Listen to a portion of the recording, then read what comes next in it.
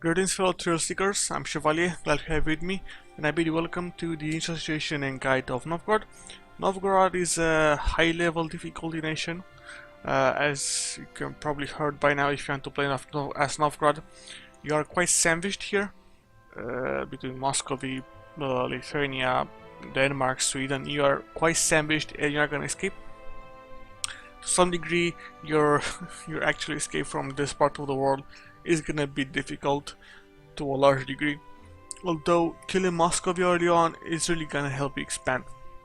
But right now, let's actually go into the situation and see how we can maximize the start of Novgorod.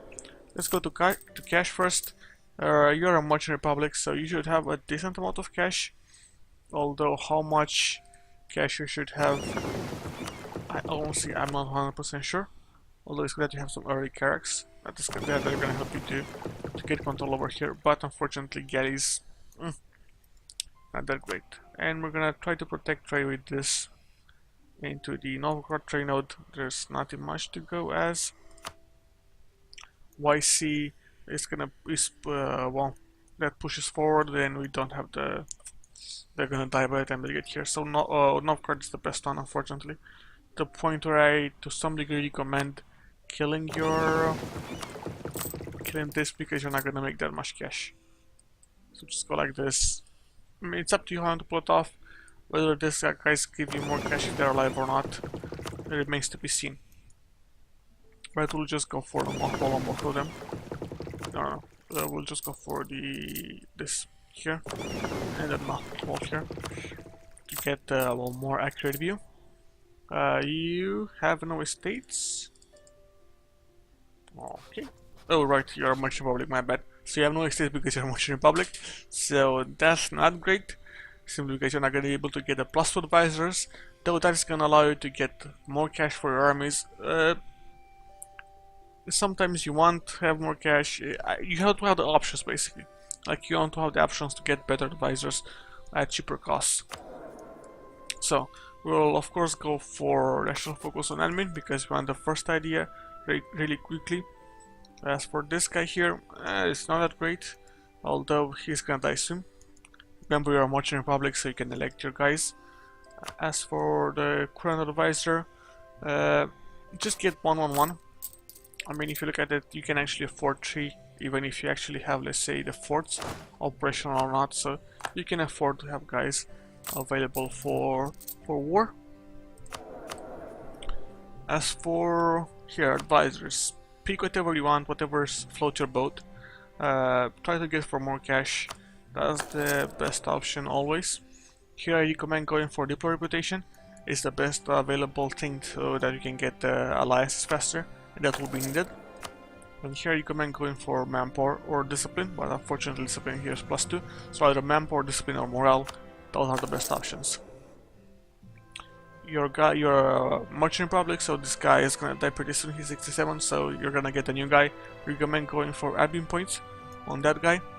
As for government, so you're a grand republic, means that you're actually a kingdom. So basically, get your advisors. Nothing much here, except the cultures. So this is not accepted, so you can actually move them, I think. You need to 100 diplo power. It's not recommended to waste your points for that. As for rivals and allies, this is where it comes really tricky. As you can see, rival by Denmark, Lithuania, Muscovy, and Tver. Tver should be your first rival at this point in time. If I'm not mistaken, you have a mission. Yes, you have a mission to remove Tver. So instantly declare on Tver and take Tver. Like, there's nothing much to say here. Tver is your first target of conquest. They're small, they're killable, they have a decent amount of land, so there should be your first target for killing. We'll talk about your expansion soon. Now, second rival, you'll have to see. I of course recommend Novgorod, Muscovy, because they will want to take your lands, and alliances with your enemies are warranted. Unfortunately, they have only Novgorod as an enemy. That is really crappy on my point of view, but you might want to restart to get a better options. Depends on your own playstyle and if you want to cheat, not cheat, but bend the rules to your own favor. Now, the third one should be will remain like this. Recommended is the Livonian Order, so you can get an alliance with their enemies, for example. At the same time, it's recommended to go for the Teutonic Order, but unfortunately it's not part of the list, so you can get an alliance with Poland. Early on, as you can see, you're rivaled by Lithuania, so to some degree you can actually rival Lithuania if you want to, and when you annex the Very, you can actually rival the Livonian Order and perhaps get an alliance with Poland, depending on who actually, yeah, it's not possible as you can see, but if Livonian Order is weakened, when Poland attacks the Teutonic Order, you can attack Livonian Order and take the lands. Try to take as many lands as possible and have as many claims as possible, even if they cost you points. You want to expand to some degree into these lands, even taking some of the Teutonic Order lands as well, so you can be able to expand this way quite quickly.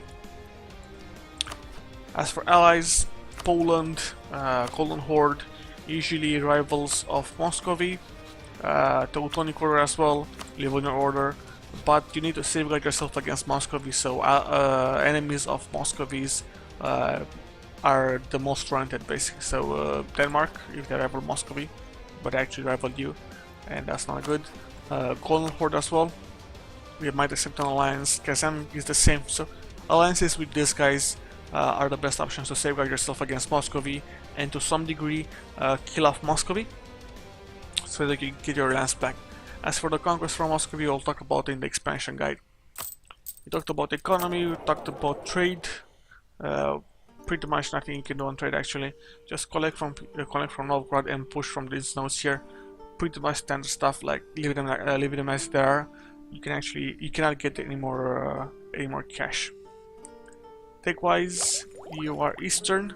Unfortunately, by the time the states get your land, you're not gonna be that great. So you're gonna pay to some degree penalties for your tech. Here on admin tech is pretty standard.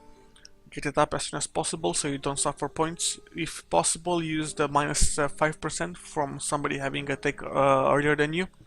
Try to see what is better, either taking no penalty from the institutions, or just waiting for the minus 5% here. One of those two. Diplomatic save points for your first idea, and military go whenever you feel threatened, and try to use the modifiers the same way as on admin. That's all here. Now on ideas, you have the mercenary maintenance, diplomatic reputation. Diplomatic reputation is really good. Mercenary maintenance is gonna serve you well because you're gonna have a decent amount of cash, and both of those things are gonna serve you quite well, especially when you have to fight Muscovy and you don't have enough manpower.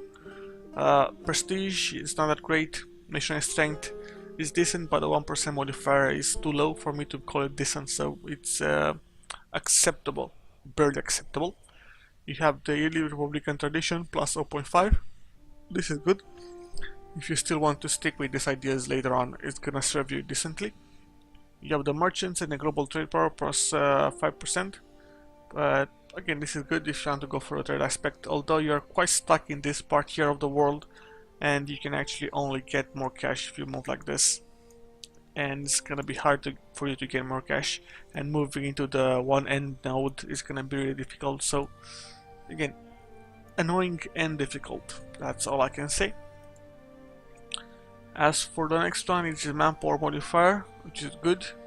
You have the yearly navy tradition and privateer efficiency. I don't like it at all. You have the light ship cost minus 20%, not that great. At max you have for defense plus 20%, which is in my opinion useless. By the time you get to the max here, you should be able to have a decent amount of land, and you should probably be on the offense rather than on the defense, so it's not that important.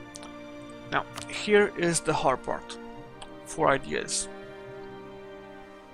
It's hard to figure it out. The most basic one would be simply going for influence, admin, and go for land conquest. That will be the most basic one, so influence, admin, then religious, because you're gonna move into the Catholics as well, and you might want to move into basically the Sunni provinces here. So that's gonna allow you to actually vassal feed and declare wars with one Soul CB, which is gonna be really good. That is the standard stuff. So influence, admin, followed by religious, followed by military idea, and another military idea, or for example trade if you want more cash. Although, as I said before, you do not have that much stuff to push into the Novgorod trade node. Like you can push from Kiev, for example, Kiev, Crimea, and Astrakhan, but the rest are just basically dead. You need to move quite a lot in these areas here, so you can push more trade, and the religious ideas are gonna help you with that. So I truly do not recommend going for trade ideas, simply because they're not that good in that decision. So influence here, admin, followed by religious, followed by military ideas. Two of them, to be precise, quality and offensive. Those are the best, your best options. By the time you get there, you should be blob out, and you need better troops to fight off France, Austria, Spain, England, whoever, well, Ottomans, plenty of guys to fight off in the late game. Other than this, the second option is for you to go for a military idea first, because you can focus and get every time plus 4 points on military ideas. This is risky. It will help you fight off Muscovy. Recommended is quantity ideas because they give you more troops that will allow you to get better alliances and scare guys off together with more manpower. Basically, it's useful for let's say small to medium sized nation basically that are in a tough situation, and quantity is gonna serve them the best.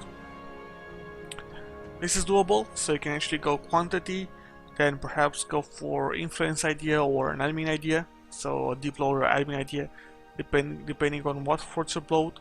Floats your boat. You can go for religious and just go for the dose vault, so you can actually have the CBs to actually move into this guys if you have if you fought off Muscovy. So you can just go for the dose vault, then save your points up so you can get the deploy idea, the next idea slot. Or you can go, for example, for the influence ideas and save diamond points to get a new idea slot. Either of these two options here is doable. It's not recommended if you're not a good player. So remember this: if you're a top level player, go for it. It's quite good if you can pull it off. You'll have you have base 3 with 1 from advisor with another 4, so 8 points. So 8 points per tick. If this guy dies, you're gonna have 10 points. You're gonna have 11 points if you actually have some power projection as well. So that's gonna serve you well as well. Yeah, it's doable. I'm not gonna say it's not doable, and it will serve you really well in getting alliances and fighting off large wars. But if you're not a good player and you cannot actually maximize your points, it's not recommended. And that is all for ideas. Now, let's move on to missions and decisions. You can actually form Russia, of course. You're gonna get claims on a couple of lands here. If I can remember if I have the regions. So you're gonna get a claim on the Russian region, the Crimea region here, the Saratov area, and the Bakshiria area. So areas are Saratov and Bakshiria, so basically these two lands here. And you're gonna get claims. They're gonna serve you really well, although let it be noted that you're gonna use those Vol CB and Vassal Feed for most of the campaign. Other than this, you have some events, although they're not that important. If I say so myself, at this point in time, you can basically get the Russian events as well, and you have some events for rebels, civil war in Novgorod. But again, nothing much in flavor events at all. If you form Russia, you're gonna get the Russian events that fire after you form Russia. So basically, you're gonna get the Muscovite events. That is all on missions and decisions. For stability and expansion, it's pretty much standard stuff. Reduce or exhaustion, when you feel the need to reduce or exhaustion, boost the stability almost every time to +1. Here, pretty much manage it, and here you might not actually use it. If you actually move into these guides, you might want to go for Colonist Repression Act, simply because you'll want to kill the natives here with your armies and want to raise the regions faster. It's good if you actually form Russia and have the Russian ideas, basically the Moscow ideas, so you can get the colonists from those. As for religion, you are Orthodox. You cannot boost this up because you don't have the estates, and that's gonna be problematic, so you're just gonna have to wait for the events to boost it up. As patch 1.8 came, you won't lose cash anymore, taxation, so these the missionary strength, the local unrest, and manpower modifier are really good, are really decent. But remember, no, this is no, it's fine. This is per nation. And if you actually can manage to make sure that there is a truth in the HRD, you can become the HRD Emperor while you're Orthodox as well, so that will serve you decently as well. Of course, you can switch to Catholic if you want, it's up to you. I do recommend to stay in this patch as Orthodox. They give you decent bonuses, the missionary strength is good, the national unrest is good as well, and the manpower is going to serve you quite well again. And that's all for the Orthodox religion. Let's go to military. We have a force limit of 17 with a land force limit of 17 with a naval force limit of 16. I recommend starting to build your armies up as soon as possible, simply because you'll want to have those armies up so that you'll be able to get better alliances. Try not to waste that much cash. It's important that you have a good balance of troops. Currently you have 9-3, and you should probably, let's see, you should go what was it? 12-5. 12-5 is the best option. So 12 infantry with 12 infantry with 5 cav. That's your best option on military. As for naval force limit, it's up to you how to build it off. I don't recommend building any ships at the moment, simply because they're gonna cost you cash. You can build 2 galleys, simply because they're not gonna cost you that much money. It's like 20 ducats, and they're gonna allow you to get alliances faster, especially with nations that do not have sea strength, basically. Yeah, they should be done. If you feel threatened by one of their enemies, for example by Denmark, if you go here and you feel threatened, you cannot. It's not possible, but if you rival Denmark, it should be possible, basically, to get an alliance with Poland. You have to look at the bigger picture, of course, but you're gonna kill the variant, you're gonna have the slot available. The Poland gets to Lithuania is gonna give you another slot, so it's doable. Yeah, that's for the expansion guide. And that is it. You have no subjects and you have no estates. Do try to leave this guy operational for as much as possible, and try to use the most efficient way to get leaders, and use your Republican tradition. My recommendation is, if you elect a new guy here, try to elect him a couple of times, then letting him die. Try to get him as young as possible. That's the standard stuff for republics. If he's decently young, let's say 35, 40, you'll be able to get a couple of runs out of him, and then he dies, and you're gonna have to go up again with the plus, or just a standard one, then more stuff, then rinse and repeat, basically. Other than this, you should try to switch your government form from republic, simply because once you own more than 20 states, you're gonna get a penalty to Republican tradition, and that is gonna lower your stuff, lower your basically kill you to some degree, and there's some other malices as well that are quite annoying. As for this, you have the factions from Merchant Republic, as you can see here. Whatever you want to do, it's up to you. Right now it's the aristocrats boosting, so you get the sailors and moral of armies. This is decent. This is quite well. Other than this, the traders run it great, and the guilds are not great as well. So you need more troops, so moral of armies and sailors modifier is decent, mainly just the moral of armies. And the trade power abroad, it's gonna lower your cash income because of this trade notes here, but you do not have that much power already, so it doesn't really matter. Other than this, I think I went through all of the tabs, and that is the institution of Novgorod. They are quite dead, if I say so myself. They never survive. Like, I've seen some games when they survived on their own, but rarely, unless Muscovy fucks up. And in this patch, Poland is not a lucky nation, same as Lithuania and Brandenburg, right? Brandenburg, Poland, and Lithuania got kicked from the lucky nations, or Poland, Brandenburg, and Denmark, some of those nations as well, and that's gonna lower their overall ability. At the same time, remember, you should get an alliance with Poland. If they get a PU over Lithuania, they're gonna be the 7th war power, and that's gonna help them greatly, and they're gonna be able to stop Muscovy from expanding, especially if they actually rival Muscovy, which can be done as well. But yeah, I'm Chevalier.